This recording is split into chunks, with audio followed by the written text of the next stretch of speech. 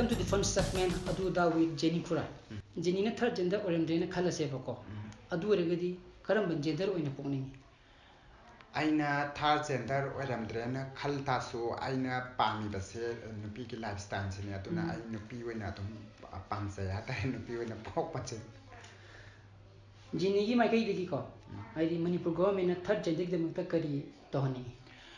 Third gender gi damakta Manipur government da tohani si tasena haba matanda akhoi transgender singsi mayum makai da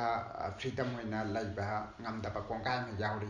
haidi nupa oina po amina nupi dok tok kanu tosa tawbiba yeng handana yeng biba dagi mayum da nupi ki ta laiba ngamda ba mayam yauri atuna ai transgender ki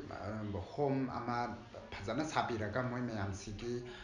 saraga government na sugumba asauba ma sabiraga transgender singje phajana laibi laihalaga moi ki apamba line sing da loima kono tawhambi ba haitare adugumba ki kono ti ai government ki side haijani ne hata ado Jenny gi punchida Jenny je hoji luhongena khambiribra ai lohongba ki wakhalon se mai ki kono da ti yam lap na thamgre haibati ai gi mentality ji ai sana semdokpa ngamde aduna ai gi kono si lifestyle si da tum ai nungai na himba pami Jenny na makeup artist oramdragati ko Jenny je hoji kari tokbiramgani ai makeup artist so iram dragati ai adum ai gi pamsa basi osa hoi basini ai osa oiraga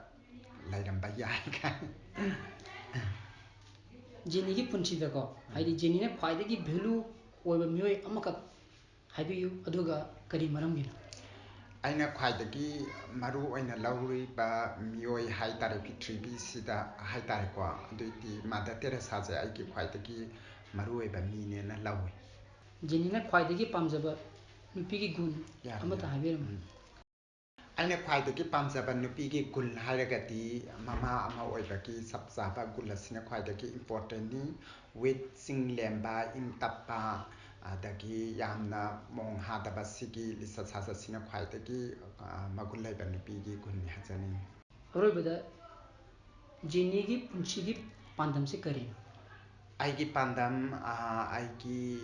wakhalon aroiba pandam si aigi sindel home ama saba with aduna tragana aina hauji haijakiba akhoigi kono transgender singi yamna mayumda laingamdaba dagi phongdokpa ngamdaba mayam lairiko moi mayam sigi oiba wakhalon se nungaina laiminanaba home ama saba adugi wakhal si aigi pandam Jenny, thank you so much for this fun segment.